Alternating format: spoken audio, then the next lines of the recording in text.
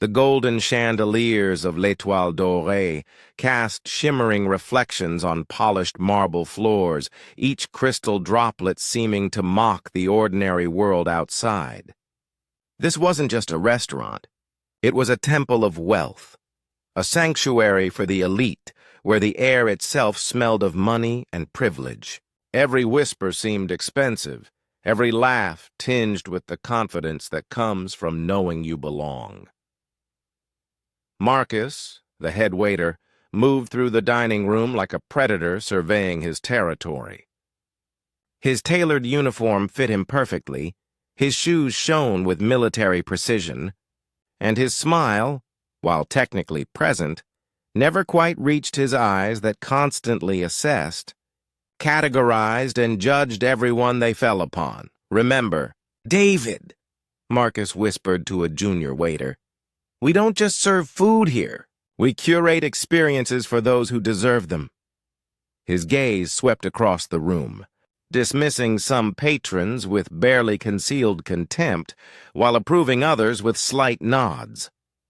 The restaurant's doors opened, and for a moment the elegant atmosphere seemed to stutter. A man walked in dressed in simple faded jeans, a plain gray t-shirt, and worn leather boots that had clearly seen better days. He moved with quiet confidence, completely unaware that he'd just become the subject of silent scrutiny from every staff member. Marcus's lips curled into a subtle sneer as he watched the man approach the hostess station. "Another tourist who wandered in from the street," he muttered under his breath. "Probably thinks this is some chain restaurant where they serve burgers and fries." The hostess, a young woman named Chloe, looked the man up and down with poorly concealed disapproval. "Good evening, sir," she said, her voice dripping with fake sweetness. "Are you looking for someone?" The man smiled gently. "No, I'd like a table for one, please." Chloe's perfectly sculpted eyebrows rose slightly. "I'm afraid we're fully committed for the evening. Our reservations are typically made weeks in advance." "That's quite all right," the man replied, his voice calm and measured. "I'll take whatever you have available." From across the room, Marcus watched this exchange with growing irritation. He strode over, his expression carefully neutral, but his eyes cold. "Is there a problem, Chloe?" "This gentleman seems to think he can dine without a reservation," Chloe said, her tone suggesting this was the most absurd notion she'd ever heard. Marcus turned to the man, giving him the same slow, assessing look he might give an imperfect piece of fish. "Sir, this establishment maintains certain standards. Perhaps you'd be more comfortable at one of the more casual restaurants down the street?" The man's smile never wavered. "I'm sure I'll be fine here. I've heard wonderful things about this place." What Marcus didn't know, what none of them knew, was that the man in simple clothes held a secret that would shatter their privileged world.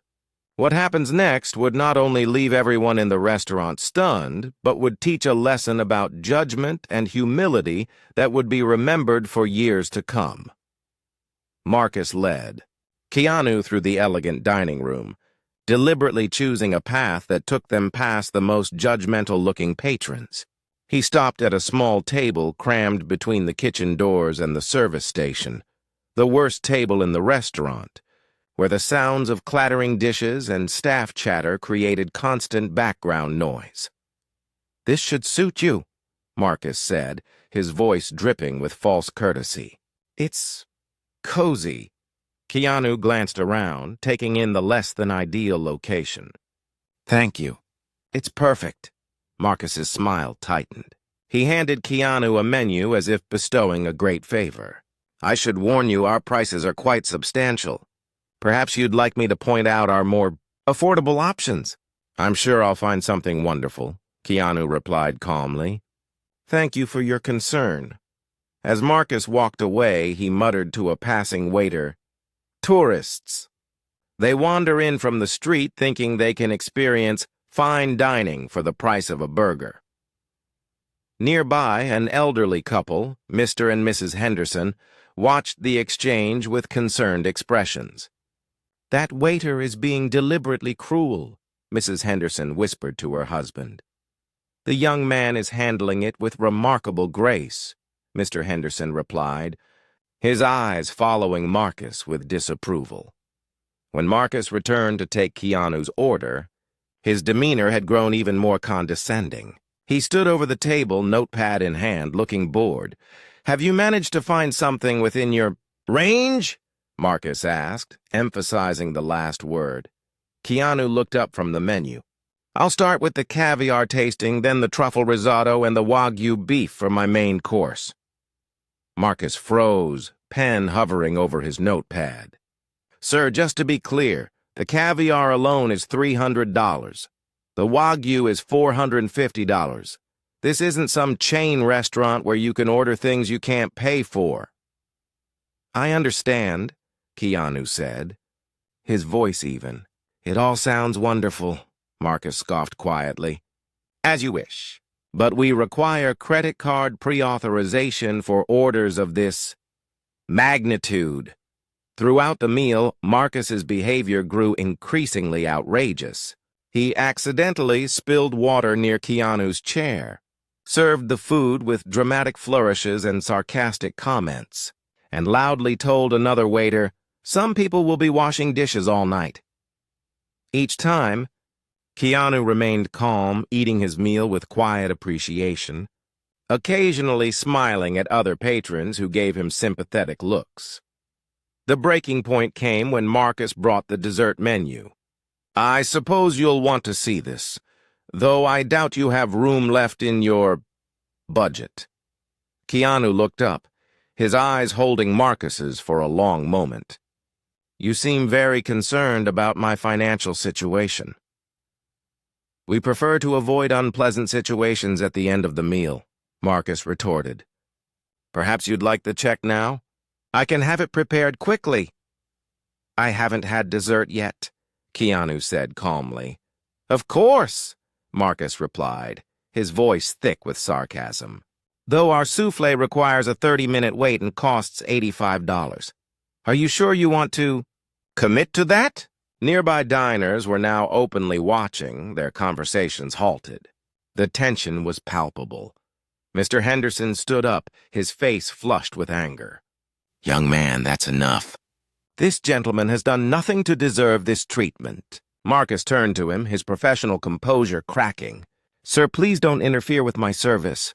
I'm simply ensuring our standards are maintained." The entire restaurant had gone quiet. All eyes were on the unfolding drama, every person holding their breath, waiting to see what would happen next. Just as Marcus was about to continue his tirade, the restaurant's general manager, Mr. Harrison, emerged from his office. A distinguished man in his 50s, known for his impeccable professionalism, he immediately sensed the tense atmosphere. "Is there a problem here, Marcus?" Mr. Harrison asked, his voice calm but authoritative. "Nothing I can't handle, sir," Marcus said, suddenly looking less confident. "Just ensuring our standards are maintained." Mr. Harrison's eyes swept the scene and landed on Keanu. His expression transformed from professional concern to stunned recognition, then to something approaching awe. "Mr. Reeves!" Mr. Harrison exclaimed, rushing forward. "I had no idea you were visiting us tonight." The entire restaurant seemed to hold its breath. Marcus's confident smirk vanished, replaced by confusion and growing panic. "Mr. Reeves?" Marcus stammered, his voice barely a whisper. Mr. Harrison completely ignored Marcus, his attention fully on Keanu. "Sir, my deepest apologies for not greeting you personally. Had I known you were coming—" "It's quite all right, Harrison," Keanu said, standing up. "I wanted an ordinary dining experience." Mr. Harrison turned to Marcus, his voice dropping to a dangerous calm. "Marcus, this is Mr. Keanu Reeves, the owner of L'Étoile Dorée." The words hung in the air like a death sentence. Marcus's face drained of all color. Around the room, gasps and murmurs erupted as patrons realized what was happening. The owner? Marcus whispered, his hands beginning to tremble. But that can't be— It's true, Keanu said, his voice carrying easily in the silent room. I bought this restaurant 3 years ago because I believed in creating a place where excellence in food met excellence in service, where everyone felt welcome, regardless of how they dress or how much money they have. Mr. Harrison looked like he might be sick. Marcus, what exactly has been happening here? Before Marcus could answer, Keanu continued, What's been happening is a lesson in how we judge people, how we decide someone's worth based on their clothing, their appearance, their simplicity. Marcus was now visibly shaking, his professional composure completely shattered. I didn't know. I would never have— That's the point, Marcus, Keanu said, his voice firm but not unkind. You shouldn't need to know who I am to treat me with basic human dignity. The couple over there, he gestured to the Hendersons, deserve the same respect as the celebrities in the corner booth. The young man in jeans deserves the same courtesy as the woman in the designer gown. The other staff members watched in horrified fascination, some looking ashamed, others casting angry glances at Marcus. The patrons began whispering among themselves, some pulling out phones to discreetly record the scene. Mr. Harrison took a step toward Marcus, his expression grim. I think you should wait in my office. We have a great deal to discuss. But Keanu raised his hand. No, Harrison. I'd like Marcus to stay. I think we all have something to learn from what happened here tonight. The restaurant had become completely silent, every eye fixed on the dramatic scene unfolding in the center of the dining room. Marcus stood frozen, his face pale, his hands trembling at his sides. Keanu looked around at the watching staff and patrons, his expression thoughtful.